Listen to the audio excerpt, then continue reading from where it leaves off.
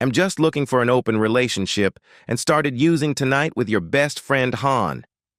I said, okay, and invited my beautiful rich ex, who is everything my wife has always resented, to spend the weekend with me. Now my wife is begging me to tell her to get out. I'm 35 years old, and I'm still reeling from the sheer gall of it all. Scene. Last Thursday evening, as I was making dinner, my wife Catherine, 32, walked into the room. We have been married 5, together 8. Our relationship had become a little tired of late, but I figured it was just a rough patch we would pull out of. It's not as if this was unusual for a marriage. I was mistaken. She stood there, folded arms, and let slip this revelation. "Patrick, we need to talk. I'm not happy. I feel trapped." I asked what was going on and suggested things like therapy or a vacation to rekindle our connection. But she also dismissed that suggestion, saying, "It's more than that. I've been thinking. I want an open relationship." I was taken aback. An open relationship? Where did that come from? Before I could let all of this factor in, she continued. "And to be perfectly honest, I'm starting with Alexander tonight." Alexander, college BFF and best man in our wedding. I was shocked and devastated by the betrayal, and a little whiteness passed over my face. I actually was afraid I was sick for a minute.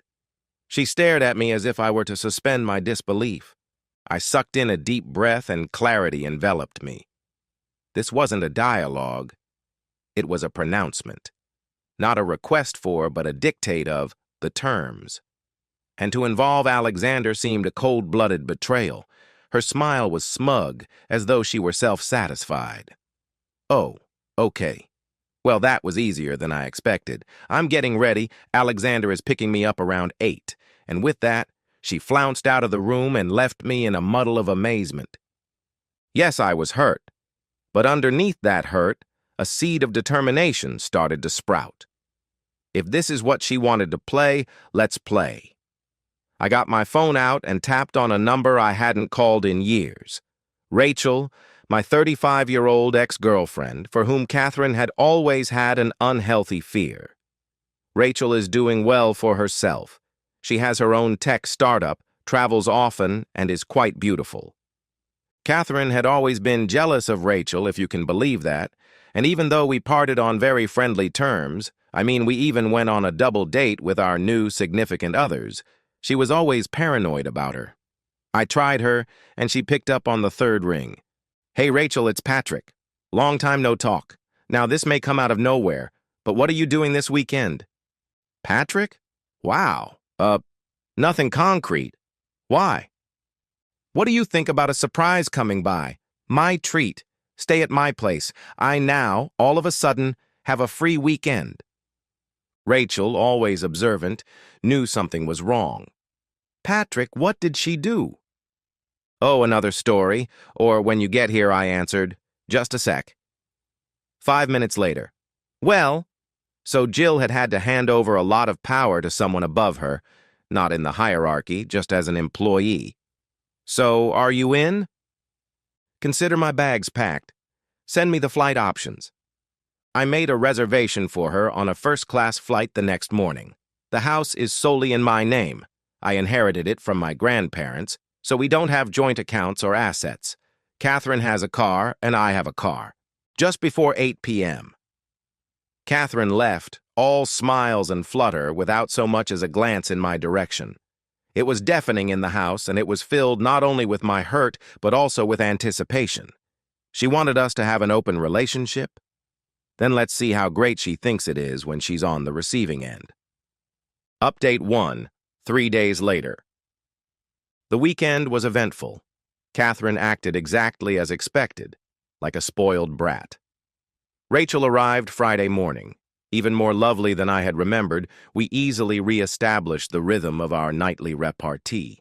So we spent the day catching up and laughing, and it felt good and fresh and like bands had been pulled off my chest. Catherine came in around 1 a.m. Saturday, and definitely, clearly had been expecting me to come in sulking.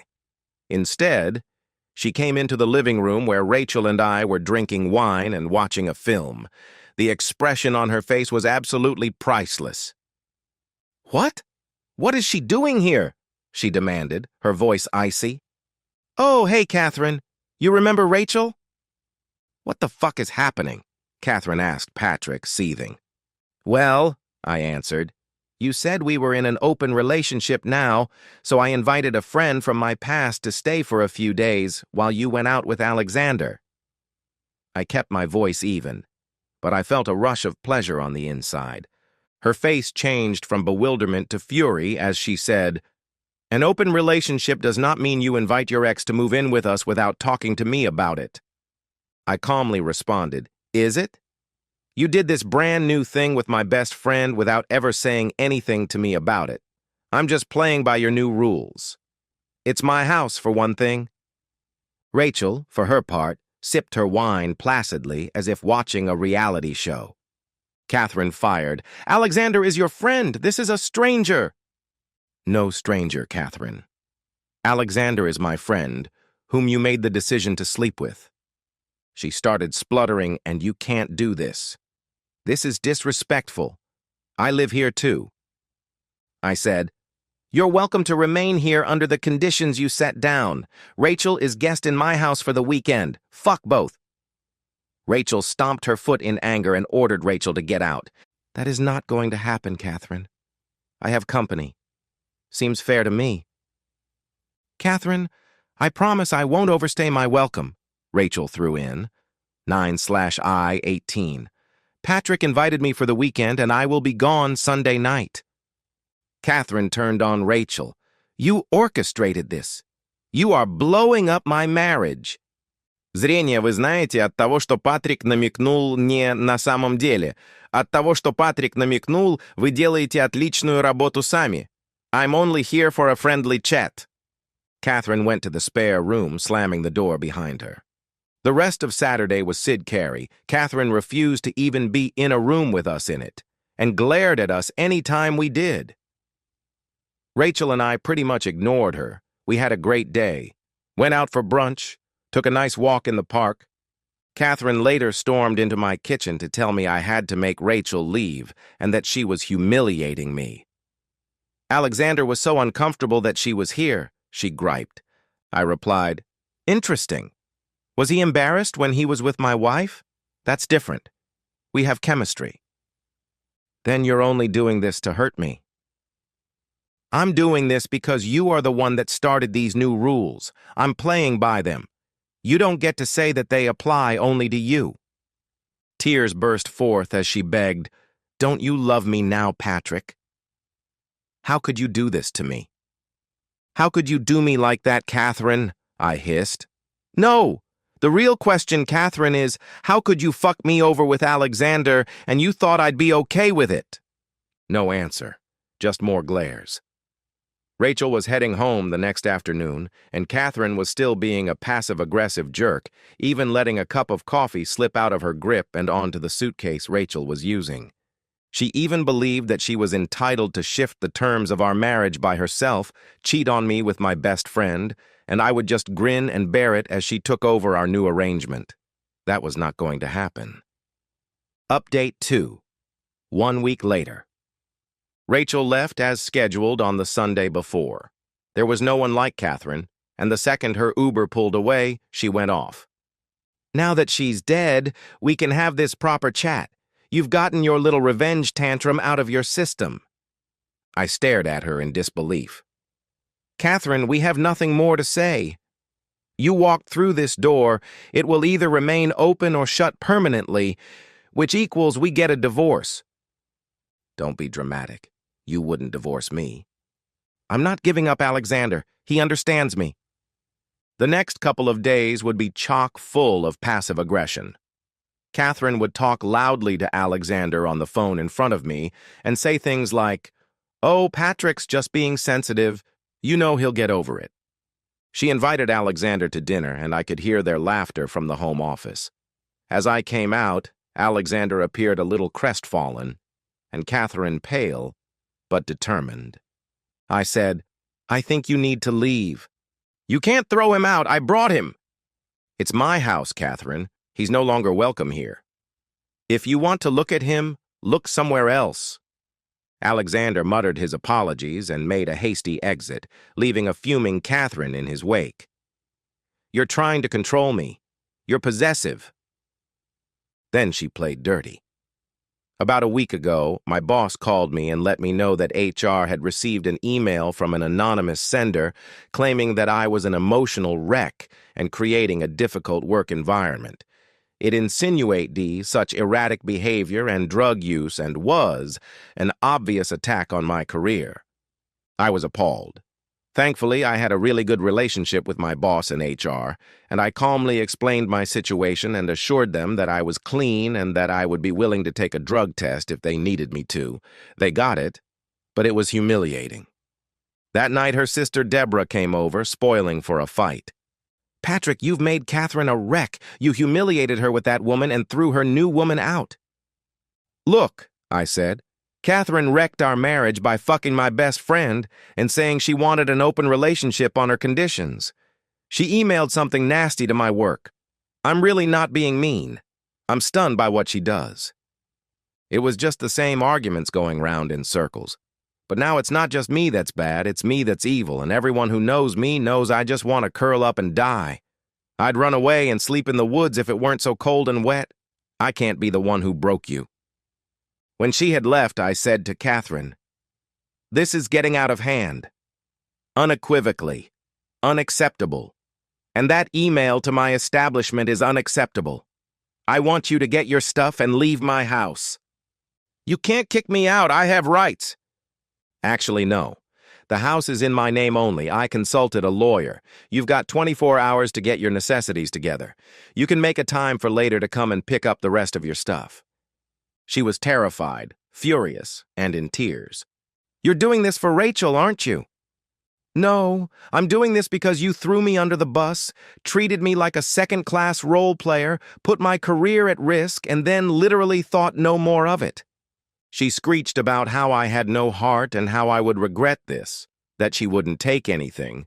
It would just magically disappear, all of it. But because we had no significant joint assets, and the house was, at its core, a premarital asset, it didn't bother me. But Catherine, it's not just about the open relationship now. This is about the basic lack of respect for me and the willingness to hurt me. It's not just that I bring Rachel to the party as my revenge, it's that I'm getting my life back and demonstrating to you that your actions have consequences. Update, 2 months later.